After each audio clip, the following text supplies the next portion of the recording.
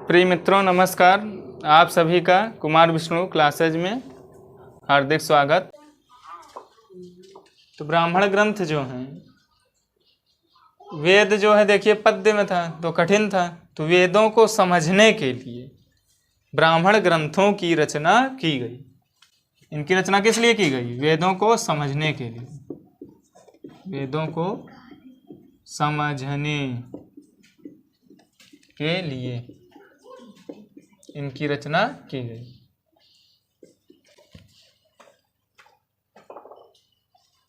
एक हम ये जानेंगे थोड़ा, वेद और पाठकर्ता बताना था। वेद पाठकर्ता, देखिए जो ऋग्वेद है इसके पाठकर्ता को होत्री बोलते हैं।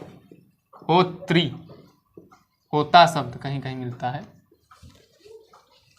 यजुर्वेद के पाठकर्ता को अध्वर्यु, अध्वर्यु, अध्वर्यु, अध्वर्यु। सामवेद के पाठकर्ता को उद्गाता और अथर्ववेद के पाठकर्ता को ब्रह्मा कहते हैं।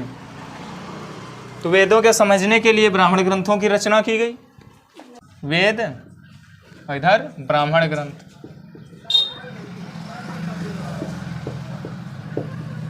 ठीक, तो जैसे हम ऋग्वेद की बात करें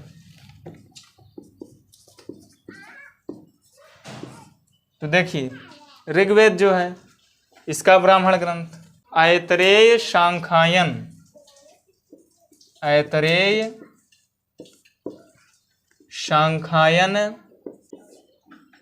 कौशितकी, ये ऋग्वेद के हैं। ऐतरेय सांख्यायन कौशितकी। फिर यजुर्वेद के ब्राह्मण ग्रंथ की बात करते हैं तो इसका यजुर्वेद का जो ब्राह्मण ग्रंथ है शतपथ, शतपथ ब्राह्मण ग्रंथ और तैत्तिरीय, तैत्तिरीय ब्राह्मण ग्रंथ, ये दो हैं। शतपथ ब्राह्मण ग्रंथ जो है वो शुक्ल यजुर्वेद का, यजुर्वेद दो भागों में था, तो शुक्ल यजुर्वेद का जो है, शुक्ल यजुर्वेद, शुक्ल यजुर्वेद का है शतपथ और कृष्ण यजुर्वेद का है तैत्तिरीय।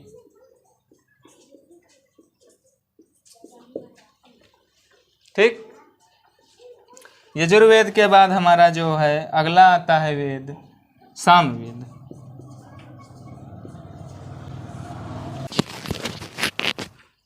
सामवेद का जो है पंचविश और अथर्ववेद का गोपथ, अथर्ववेद का गोपथ। पंचविश को तांड्य भी बोलते हैं, पंचविश या तांड्य ब्राह्मण ग्रंथ। जैमिनी भी इसका है, जैमिनी, जैमिनी। वैसे तो सामवेद के कई ब्राह्मण ग्रंथ हैं, लेकिन जो मुख्यतः है पंचविश, इसी को तांड्य और जैमिनी दूसरा। ठीक, अथर्ववेद का गोपथ। तो ये सभी के ब्राह्मण ग्रंथ हैं। ऋग्वेद का ऐतरेय सांख्यायन कौशितकी और यजुर्वेद का शतपथ और तैत्तिरीय और सामवेद का जो है पंचविश, पंचविश को ही तांड्य बोलते हैं और दूसरा जो है जैमिनी है, और अथर्ववेद का ब्राह्मण ग्रंथ गोपथ है। ठीक, एक बात ये ध्यान रखेंगे कि यजुर्वेद का, जैसे मान लीजिए बहुत डिटेल पूछ लिया, तो शतपथ ब्राह्मण ग्रंथ जो है शुक्ल यजुर्वेद का है। ये बिल्कुल आसान है, सा से शतपथ, सा से शुक्ल यजुर्वेद, तैत्तिरीय कृष्ण यजुर्वेद का। यजुर्वेद में क्या मिलता है हमें? यज्ञ, जैसे यजुर्वेद जैसे यज्ञ, तो यज्ञ संबंधी कर्मकांडों के नियम मिलते हैं, यज्ञ संबंधी नियम है, वैदिक कर्मकांडों के नियम मिलते हैं। सामवेद इसके पंचविश या तांड्य, पंचविश इसी को तांड्य भी बोलते हैं। दूसरा जैमिनी है, अथर्ववेद का गोपथ है। अब हम लोग ब्राह्मण ग्रंथों के बाद जो है चर्चा करेंगे पुराण की। शतपथ ब्राह्मण ग्रंथ में स्त्री को पुरुष की अर्धांगिनी कहा गया है। अर्धांगिनी का अर्थ है अर्धांगिनी मतलब आधा अंग, अर्धांगिनी कहा गया है शतपथ ब्राह्मण ग्रंथ में। देखिए अब हम लोग पुराणों की चर्चा करेंगे, पुराण की। तो जो हमारे पुराण हैं वो 18 हैं, ठीक। पुराणों की जो संख्या है वो 18 मानी जाती है, ठीक। जो मुख्यतः है पुराणों की संख्या 18 है। इसके रचयिता लोमहर्ष व उनके पुत्र उग्रश्रवा, उनके पुत्र उग्रश्रवा को माना जाता है पुराणों के रचयिता। पुराणों की संख्या 18 है। पुराणों में हमें ऐतिहासिक राजवंश, जो राजवंश थे उनकी जानकारी हमें मिलती है पुराणों से। पुराणों में हमें भारतीय ऐतिहासिक कथाओं का क्रमबद्ध विवरण मिलता है। भारतीय ऐतिहासिक कथाओं का क्रमबद्ध विवरण है। ऐतिहासिक सबसे पुराना पुराण, सबसे प्राचीन पुराण, सबसे प्राचीन पुराण जो है, सबसे प्राचीनतम पुराण, सबसे पुराना, सबसे प्राचीनतम पुराण जो है वो है हमारा मत्स्य पुराण। मत्स्य पुराण। मत्स्य पुराण में हमें आंध्र सातवाहन वंशों की जानकारी मिलती है। आंध्र सातवाहन, आंध्र सातवाहन की जानकारी मिलती है। जानकारी किसमें है? संस्कृत भाषा में। अधिकांश पुराण जो हैं संस्कृत भाषा में लिखे हुए हैं, संस्कृत भाषा में हैं। और जो है हमें ये जानना है कि देखिए सभी पुराण जो हैं उनमें जो मुख्य पुराण हैं जिनसे हमें ऐतिहासिक जानकारी मिलती है, देखिए वायु पुराण है। वायु पुराण से हमें गुप्त वंश की जानकारी मिलती है। गुप्त वंश, गुप्त वंश की जानकारी मिलती है। विष्णु पुराण से मौर्य वंश की जानकारी मिलती है। विष्णु पुराण से मौर्य वंश की जानकारी मिलती है।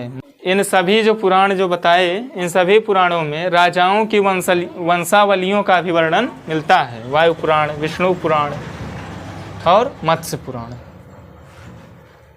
वायु पुराण से गुप्त वंश की जानकारी, विष्णु पुराण से मौर्य वंश की जानकारी, मत्स्य पुराण से आंध्र सातवाहन की जानकारी, और सबसे प्राचीनतम पुराण, सबसे पुराना पुराण मत्स्य पुराण है। पुराणों की संख्या 18 है। पुराणों के रचयिता लोमहर्ष व उनके पुत्र उग्रश्रवा को माना जाता है। ऐतिहासिक कथाओं का क्रमबद्ध विवरण है। एक भागवत पुराण है, भागवत पुराण, श्रीमद् भागवत। तो भागवत पुराण में जो है श्री कृष्ण का वर्णन मिलता है, श्री कृष्ण का। हम लोग वेदांग के बारे में जानेंगे। वेदांग, देखिए वेदांग, तो वेदांग जैसा कि शब्द से ही पता चल रहा है वेदों के अंग। वेदांग जो हैं वो 6 हैं। इनकी रचना वेदों को पढ़ने के लिए हुई। शिक्षा, कल्प, व्याकरण वेदांग, निरुक्त, छंद, ज्योतिष 6 हैं। शिक्षा, कल्प, व्याकरण, निरुक्त, छंद, ज्योतिष। और वेदांगों को जो है सूत्र साहित्य भी कहते हैं। वेदांगों को सूत्र साहित्य भी कहते हैं। वेदांगों की रचना जो है वेदों को समझने के लिए की गई कि कैसे समझा जाए। तो देखिए व्याकरण है, व्याकरण जानते ही हैं, ग्रामर।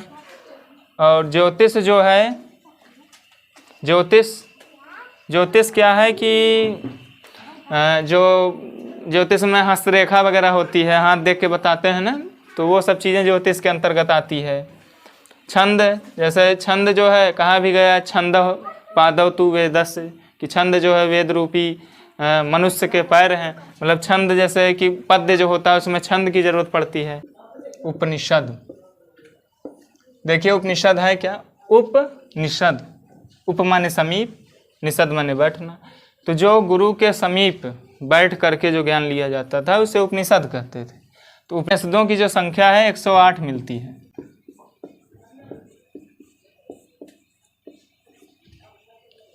ठीक, परंतु जो मुख्य हैं वो 10 हैं। तो 10 में कौन कौन से हैं? ईश, ईशावास्य उपनिषद इसी को बोलते हैं। ईश, कठ, कठ उपनिषद, केन, केन उपनिषद,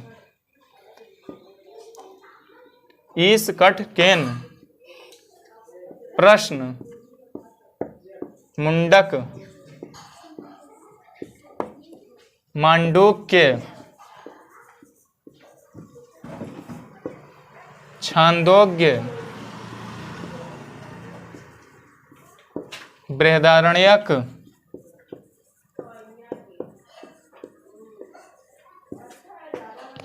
तैत्तिरीय,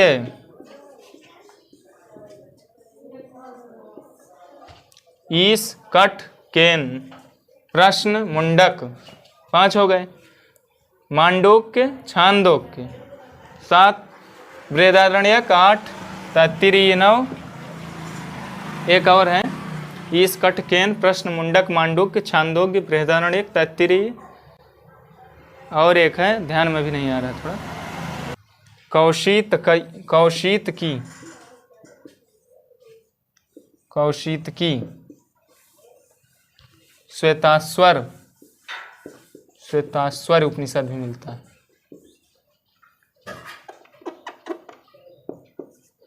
मुख्यतः 10 हैं। तो ये हमने एक ये बढ़ गया 11वां है, तो ये जो है हम 10 ही मानते हैं, तो यहाँ तक ले लेते हैं। मतलब श्वेताश्वर भी उपनिषद है।